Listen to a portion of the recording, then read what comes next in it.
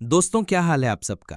आज हम बात करने वाले हैं भारत और इंग्लैंड के बीच दूसरे टेस्ट मैच की। अगर आपने ये मुकाबला देखकर खुशी महसूस की है तो वीडियो को जरूर लाइक कर देना, ठीक है। हमने आज की वीडियो का लाइक टारगेट रखा है बस 500 लाइक्स, तो लाइक करना बिल्कुल भी मत भूलना दोस्तों। तो भाई लोग, दूसरा दिन तो कमाल कर रहा था।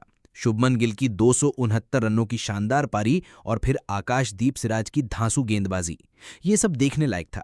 लेकिन रुकिए, जल्दी कहीं मत भागिए। इस हाईलाइट वीडियो को पूरा देखे बिना ना जाएं, वरना आपको पछताना पड़ेगा। और हाँ, एक बड़ा सवाल, आपको क्या लगता है, भारत और इंग्लैंड में से कौन सी टीम दूसरा टेस्ट जीतेगी? अपनी राय कमेंट में जल्दी लिख देना, हम इंतजार करेंगे। चलो अब ज्यादा समय न लेते हुए वीडियो शुरू करते हैं। दोस्तों, भारत और इंग्लैंड के बीच चल रहा दूसरा टेस्ट मुकाबला बर्मिंघम के ऐतिहासिक मैदान पर जैसे जैसे आगे बढ़ रहा है, उसकी कहानी उतनी ही रोमांचक, उतनी ही सस्पेंस से भरी और उतनी ही भावनात्मक होती जा रही है। मैच की गति देखकर तो लग रहा है जैसे टीम इंडिया इस टेस्ट को तीसरे या चौथे दिन ही अपने नाम करने का इरादा लेकर उतरी है। लेकिन ये सिर्फ जीत का मामला नहीं है, ये मामला है आत्मसम्मान का, जज्बे का और उन खामोश जवाबों का जो मैदान पर बल्ले से लिखे जाते हैं। इस बार जवाब देने की जिम्मेदारी उठाई कप्तान शुभमन गिल ने, जिनके बल्ले से निकले 269 रन शायद इस टेस्ट के साथ साथ इंग्लैंड के हौसले को भी चूर चूर करने के लिए काफी थे। आपको याद दिला दें कि पहले दिन इंग्लैंड के कप्तान बेन स्टोक्स ने टॉस जीतकर गेंदबाजी का फैसला किया था। शायद उनके दिमाग में यही चल रहा था कि नई गेंद और बर्मिंघम की पिच मिलकर भारत की टॉप ऑर्डर को जल्दी समेट देंगे। और कुछ हद तक हुआ भी वही। भारत की शुरुआत लड़खड़ाती हुई। यशस्वी जायसवाल ने अच्छी शुरुआत की थी और 87 रन बनाकर उम्मीदें जगाई। लेकिन जैसे ही वो आउट हुए, मानो पूरी टीम का संतुलन बिखर गया। केएल राहुल भी बल्ले से कुछ खास नहीं कर पाए। करुण नायर थोड़ी देर टिके, लेकिन 31 रन बनाकर वो भी पवेलियन लौट गए। नीतीश कुमार रेड्डी, जिन्हें बड़ी सोच और उम्मीदों के साथ प्लेइंग 11 में शामिल किया गया था, वो भी सिर्फ 1 रन बनाकर आउट हो गए। और देखते ही देखते भारत ने अपने 5 विकेट केवल 211 रन के कुल स्कोर पर ही गंवा दिए थे। यहां से हर कोई सोचने लगा कि टीम इंडिया का पतन शुरू हो चुका है। सोशल मीडिया से लेकर कमेंट्री बॉक्स तक सिर्फ यही चर्चा थी कि क्या भारत अब वापसी कर पाएगा या नहीं। लेकिन दोस्तों, सस्पेंस यहीं से शुरू होता है, क्योंकि किसी को यह अंदाजा नहीं था कि टीम इंडिया का कप्तान उस दिन का हीरो बनकर नहीं, बल्कि अगले दिन भी मैदान पर कहर बनकर उतरेगा। पहले दिन जब खेल खत्म हुआ तब भारत का स्कोर था 310 रन, 5 विकेट के नुकसान पर। गिल खेल रहे थे 114 रन बनाकर नाबाद, और उनके साथ मैदान पर थे रविंद्र जडेजा, जो 41 रन पर डटे हुए थे। अब कहानी का अगला भाग शुरू होता है दूसरे दिन से। जैसे ही सूरज की किरणें बर्मिंघम के मैदान पर आईं, गिल और जडेजा पूरी तरह से अलग अंदाज में मैदान पर उतरे।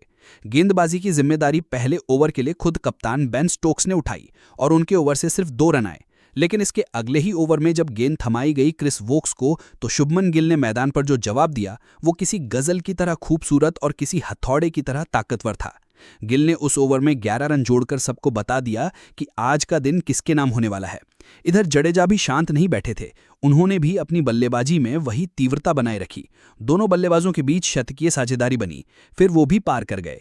पारी ऐसी चल रही थी जैसे इंग्लैंड के गेंदबाज कोई अंतर्राष्ट्रीय टीम नहीं, बल्कि किसी गली के नए खिलाड़ी हों, जो समझ ही नहीं पा रहे थे कि किस लाइन और लेंथ पर गेंद डालें। गेंदबाजी की हर रणनीति, हर ट्रैप, हर फील्ड सेटिंग नाकाम हो चुकी थी। गेंदबाजों की आंखों में थकावट और शरीर की भाषा में हार साफ दिखाई देने लगी। शुभमन गिल ने अपने स्ट्रोक्स में वो बात ला दी थी जो किसी अनुभवी सेनापति के वार में होती है।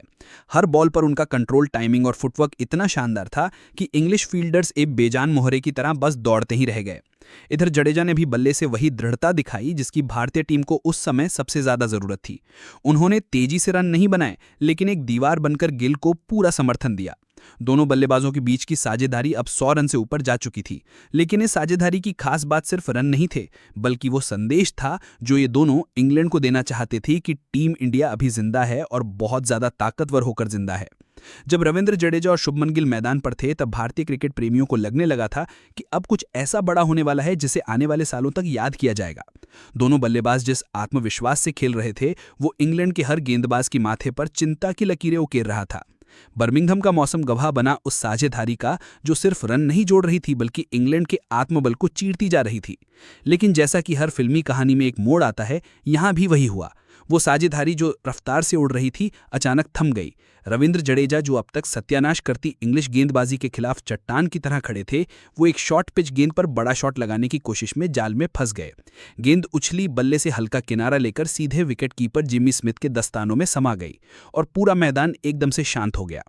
जडेजा ने 89 रन बनाए थे, एक ऐसा स्कोर जो शतक से जरा पहले थम गया, लेकिन टीम को ठोस जमीन देकर गया। जब जडेजा आउट हुए तब भारत का स्कोर था 414 रन। अब शुभमन गिल को साथ देने के लिए मैदान पर आए वॉशिंगटन सुंदर। एक तरफ गिल अपने दोहरे शतक की ओर तेजी से बढ़ रहे थे, वहीं दूसरी तरफ सुंदर अपने शांत और संतुलित अंदाज में बल्लेबाजी कर रहे थे। धीरे धीरे स्कोर बढ़ता गया, रनबोर्ड तेजी से भागने लगा और इंग्लैंड के गेंदबाज बार बार गिल को रोकने की कोशिश में खुद थकते चले जा रहे थे।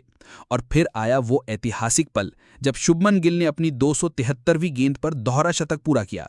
200 रन, मैदान पर फैले हर दर्शक की आंखों में चमक और दिल में गर्व भर देने वाला लम्हा।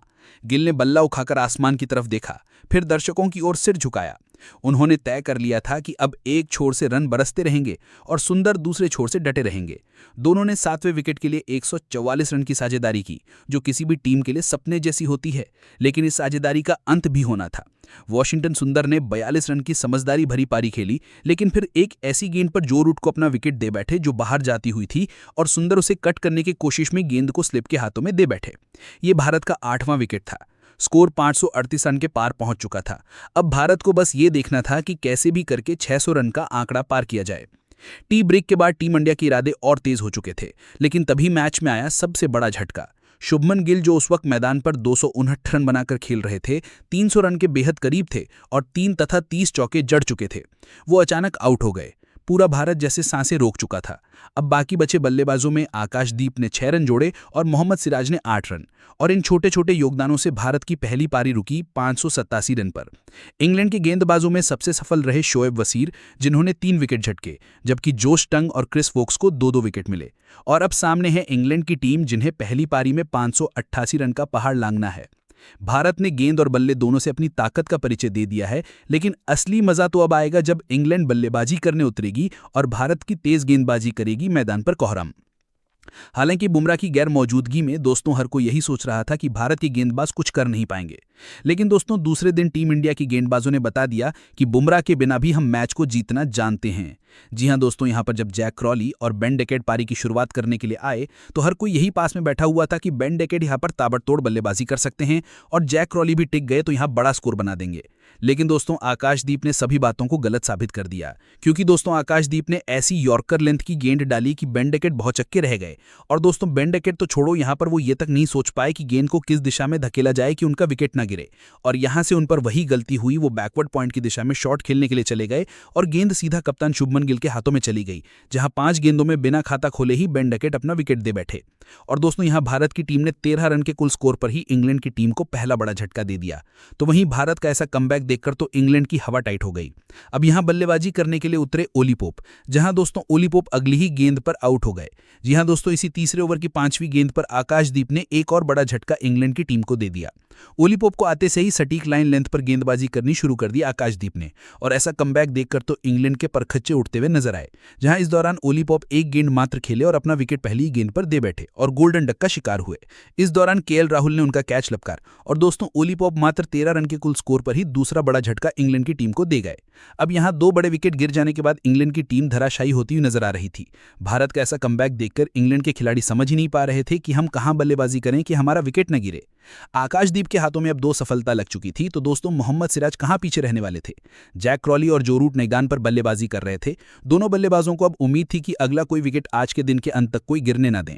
लेकिन दोस्तों जैक क्रॉली, जो कि 30 गेंदों में 3 चौकों की बदौलत 19 रन बनाकर खेल रहे थे, 8वें ओवर की पहली गेंद पर मोहम्मद सिराज ने उनको अपने जाल में फंसा लिया और दोस्तों शिकार कर डाला। यहां पर गेंद थोड़ा ड्रैग होती हुई गई, फुल लेंथ पर गेंद करी गई थी मोहम्मद सिराज द्वारा और जैक क्रॉली ने कंधे तक पहुंची, जहां जैक क्रॉली गेंद पर कंट्रोल कर नहीं पाए और गेंद बल्ले का किनारा लेती हुई सीधा करुण नायर के हाथों में चली गई, जो कि स्लिप में खड़े हुए थे। और इसी के साथ तीसरा बड़ा झटका इंग्लैंड की टीम को मात्र 25 रन के स्कोर पर लग गया।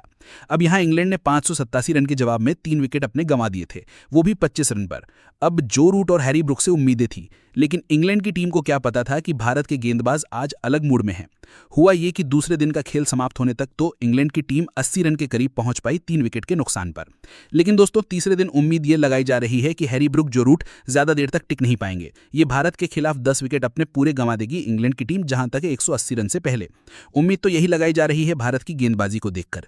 बाकी अब आप सभी क्या मानते हैं, भारत और इंग्लैंड की टीम में से कौन सी टीम दूसरा टेस्ट मैच जीतेगी? हमें कमेंट करके जरूर बताइएगा।